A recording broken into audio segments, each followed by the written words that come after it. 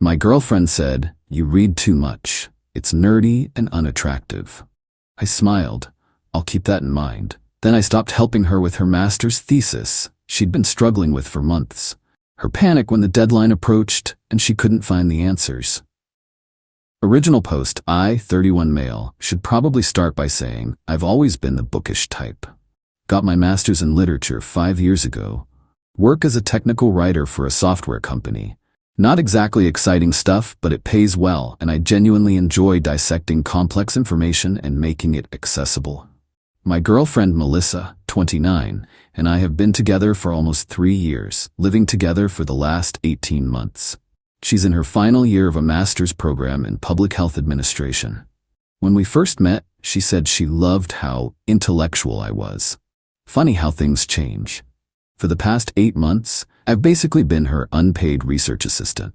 Every evening after work, I'd help her understand journal articles, structure arguments, find sources.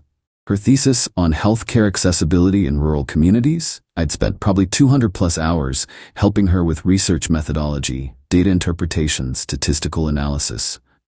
Not complaining. That's what partners do, right? 2 weeks ago, we were at her friend Natalie's engagement party. Group of people chatting. Someone mentioned the new bookstore opening downtown. I got excited, started talking about this biography I'd been reading about Jonas Salk. Melissa laughed. Not with me, at me. God, Derek reads everything. It's honestly kind of nerdy and unattractive. Like, we get it, you're smart. The whole group went quiet. Natalie tried to change the subject, but the damage was done. I just smiled and said, I'll keep that in mind. On the drive home, I brought it up. That was pretty harsh back there. She rolled her eyes. Oh, come on, don't be so sensitive. It was just a joke. Calling me unattractive in front of your friends is a joke? Derek, you know what I mean. Sometimes you go overboard with the book stuff. It's just a lot. People think you're showing off. So my interests embarrass you? That's not what I said. God, why do you have to analyze everything? See, this is what I mean. Not everything needs to be some deep discussion. Cool. Message received. That night, she asked me to look over her methodology chapter. 20 pages of dense academic writing that needed serious restructuring. Can't tonight, I said. Gonna watch the game. She looked confused. But it's due to my advisor on Monday. Sure, you'll figure it out. And that's where my new policy began. Complete cessation of all academic support. No more late-night editing sessions. No more hunting down obscure sources. No more explaining statistical concepts she should have learned in her research methods course. She's tried asking a few times since, hey, can you just quickly read this section? Or, what's that website you use for peer-reviewed articles? My response? Sorry, too busy being nerdy and unattractive over here. The thesis is due in 6 weeks. From what I can tell, she's maybe 60% done, and what she has needs major revisions.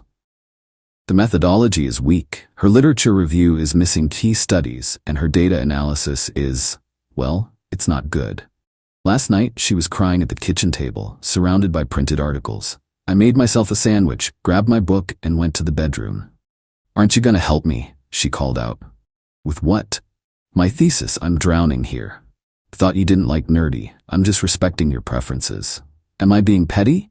Absolutely. Do I care? Not really. You can't have it both ways. You can't publicly mock the very qualities you privately exploit. Update 1. The entitlement has entered the atmosphere, folks. After my post, I stuck to my guns. Complete academic embargo.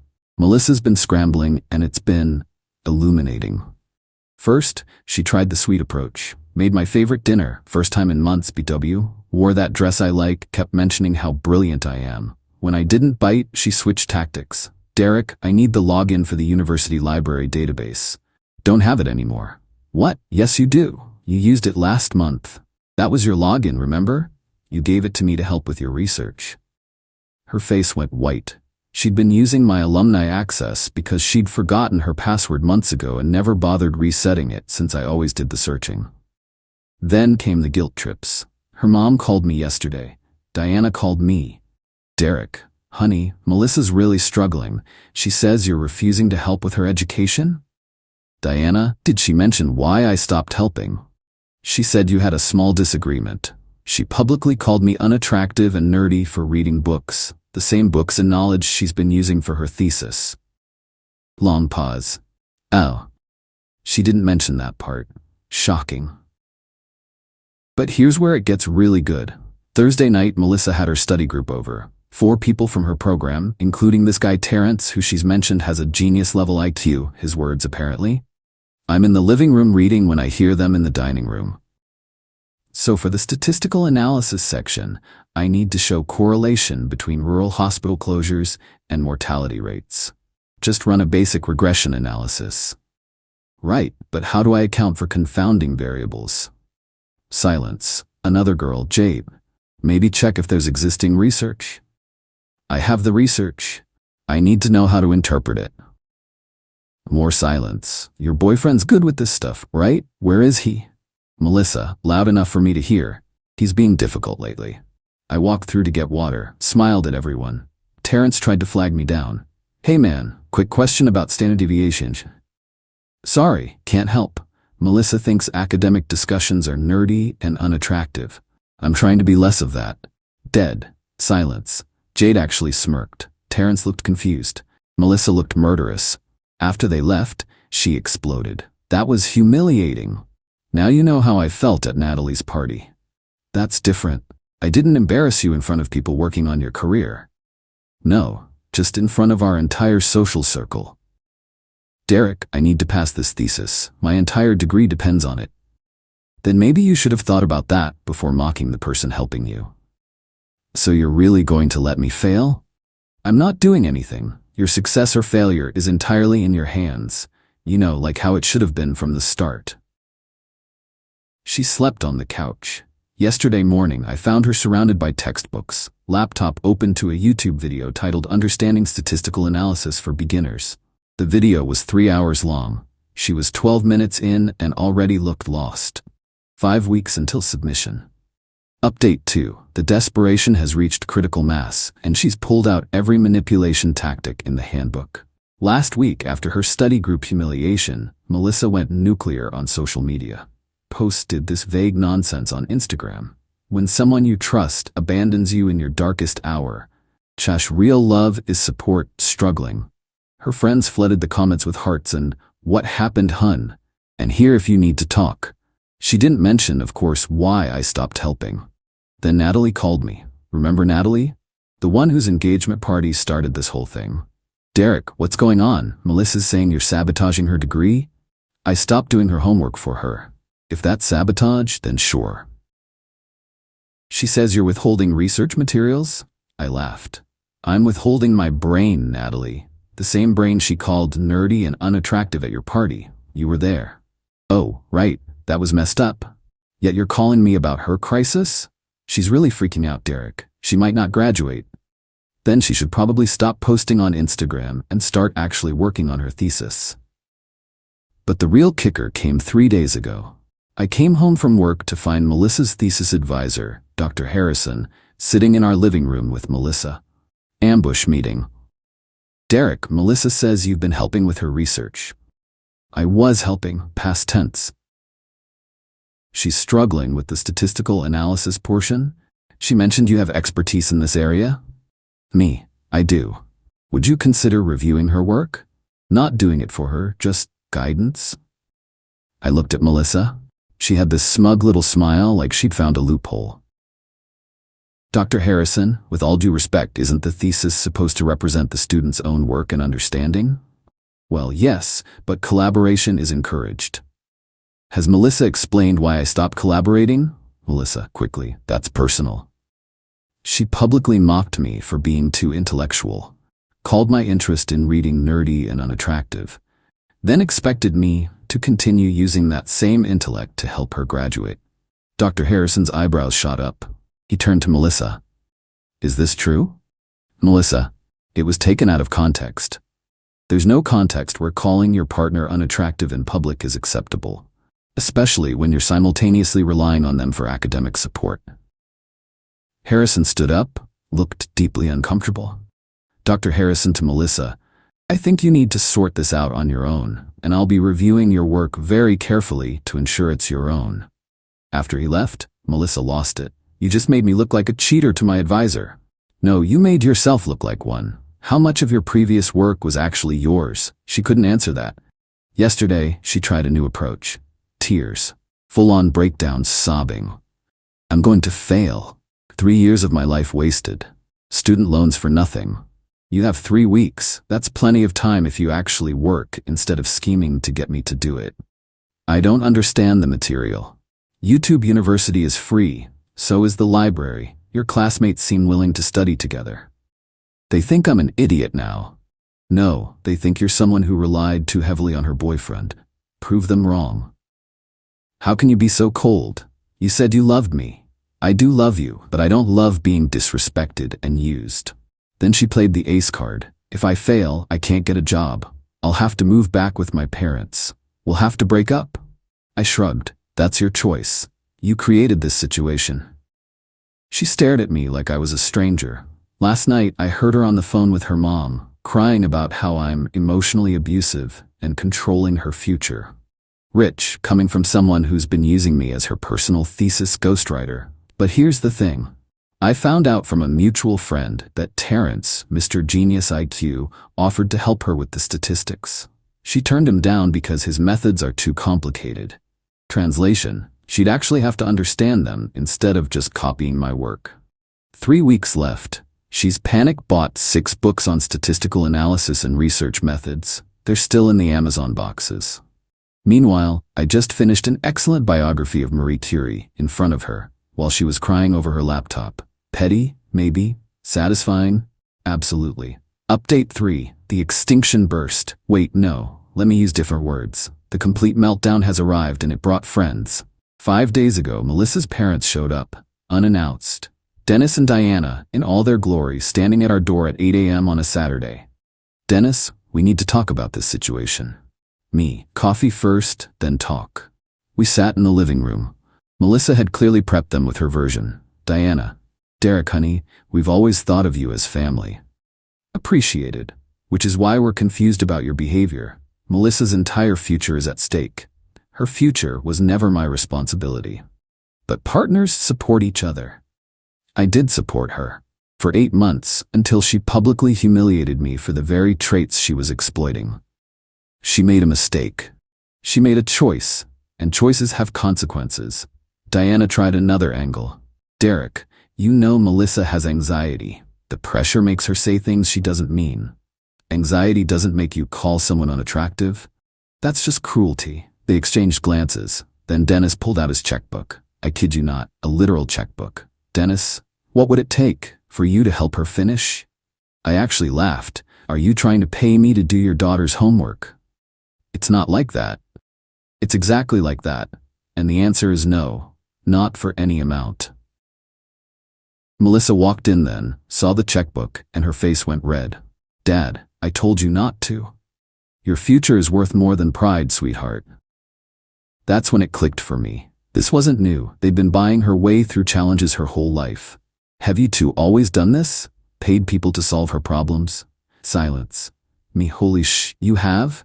Who'd you pay in undergrad? Writing tutors? TAs? Melissa, that's not relevant. It's completely relevant. You've never actually done your own work, have you? She stormed out.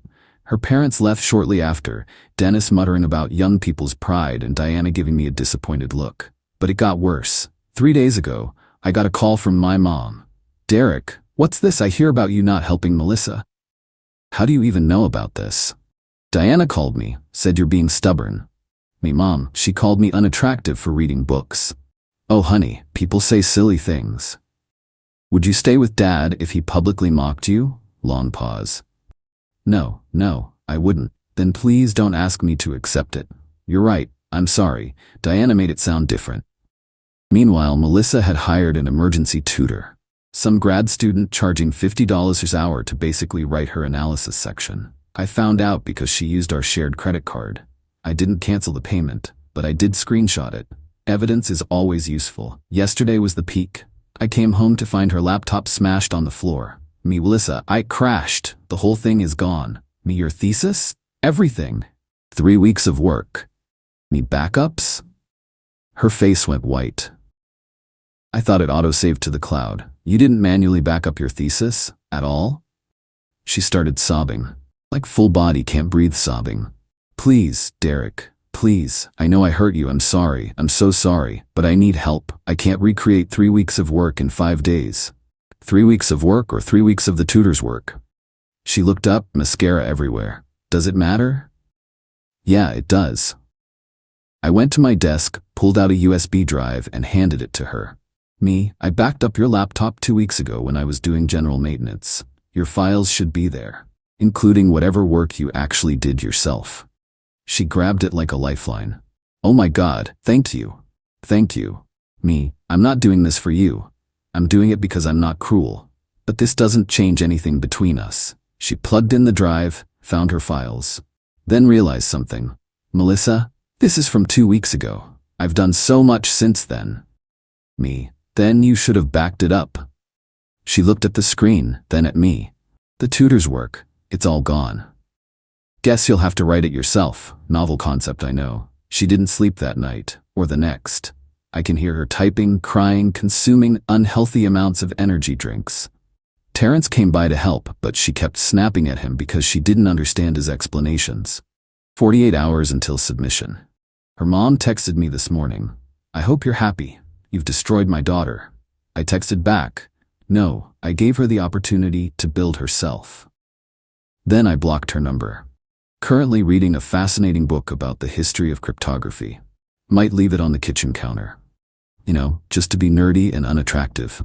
Final update, the thesis deadline was last Monday. I watched Melissa submit it at 11:47 p.m., 13 minutes before the cutoff. She looked like she'd aged 5 years and 5 days. What she submitted was, well, it was something. She'd managed to recreate about 70% of what the tutor had done, but without understanding it. The analysis section was a mess of incorrectly applied formulas and misinterpreted data. Her conclusions didn't match her results. It was, to use technical writing terms, a disaster. She knew it too. After hitting submit, she just sat there staring at the screen. It's garbage, she said quietly. I didn't respond. What was there to say? The next morning, she started packing. No drama, no big announcement, just quietly putting her things in boxes. I'm moving back with my parents, she said. Okay. I'll fail the thesis, have to retake the course, another semester of fees. Okay. She stopped packing, looked at me. You really don't care? I cared for 2.5 years. You killed that in one sentence at a party. She nodded, continued packing. The results came back yesterday. She forwarded me the email. I don't know why. Maybe she wanted me to see the consequences. 47%. Fail. Comments from Dr. Harrison were brutal. Fundamental misunderstanding of statistical methodology. Literature review lacks critical sources. Data analysis contains multiple errors in calculation and interpretation. Conclusions unsupported by evidence presented. This work does not meet master's level requirements. But the real kicker was the final note. Ms. Rodriguez, I am concerned about the significant decline in quality from your previous submissions. Please schedule a meeting to discuss academic integrity policies. Translation: he knows she didn't write her previous work. Her mom called me from Melissa's phone one last time. Diana, she's devastated, won't eat, won't leave her room. She'll figure it out. How can you be so heartless? The same way she was when she called me unattractive for being smart. That was words. This is her life. Words have power, Diana. She used hers to hurt me. Now she's facing the consequences. She has to take out more loans, another semester of school. She might lose her job offer. All of that is her responsibility, not mine. You could have prevented this. No, she could have prevented this. By doing her own work, by not insulting me, by being a partner instead of a parasite. She hung up. I found out from mutual friends what happened next. Melissa had to explain to her potential employer why she wouldn't be graduating on time. They withdrew the offer. She's now looking at entry-level positions that don't require a master's, making about 40% less than she would have. Her dad apparently offered to pay for a professional to do her thesis rewrite. The university requires all resubmissions to go through plagiarism detection and an oral defense now. She can't fake that. Some of our friend group reached out, trying to get the full story. When I explained what happened, starting with the public humiliation, most were shocked. Natalie admitted she'd been uncomfortable that night but didn't want to interfere. She always talked about how smart you were, Natalie said. It was weird hearing her flip like that. Terrence surprisingly reached out too. Bro, I didn't know she was using you like that. I offered to help because I thought she was struggling alone. She literally couldn't explain her own thesis to me. It was all your work, wasn't it? Most of it, yeah. That's messed up. And the whole nerdy thing? Man, being smart isn't unattractive. She was just insecure. Plot twist. He asked for book recommendations. Sent him some sci-fi. We might actually become friends. As for me, I'm doing okay. The apartment feels bigger without her anxiety filling every corner. I joined a book club that meets at that new bookstore downtown. Met some genuinely interesting people who don't think reading is nerdy and unattractive. There's this woman Sarah in the group, working on her PhD in philosophy. When I mentioned being into technical writing, she asked if I could recommend some books on making complex ideas accessible. We've had coffee twice. She's brilliant and actually appreciates intellectual conversation. I'm not rushing into anything. Still processing the last 3 years. But it's nice talking to someone who doesn't see intelligence as a character flaw or a resource to exploit. Melissa texted me once more, last night. I understand if you hate me, but I wanted you to know, you were right. I never appreciated what you brought to my life until it was gone. I'm sorry for everything. I didn't respond. There's nothing left to say. She has to retake the entire thesis course. 6 more months, minimum. Her parents are paying, but they made her get a job to cover living expenses. She's working retail while trying to rewrite a thesis she never understood in the first place. Someone asked if I feel guilty. I don't. I feel free. Free from being someone's secret homework service. Free from being mocked for the very qualities they depended on. Free from the exhausting cycle of being used while being simultaneously disrespected. The books I read aren't nerdy and unattractive. They're windows into different worlds, different ideas, different possibilities. If someone can't see that, can't appreciate that, then they don't deserve to benefit from it. Lesson learned. When someone shows you who they are, someone who mocks your passions publicly while exploiting them privately, believe them the first time, and never, ever do their homework for them.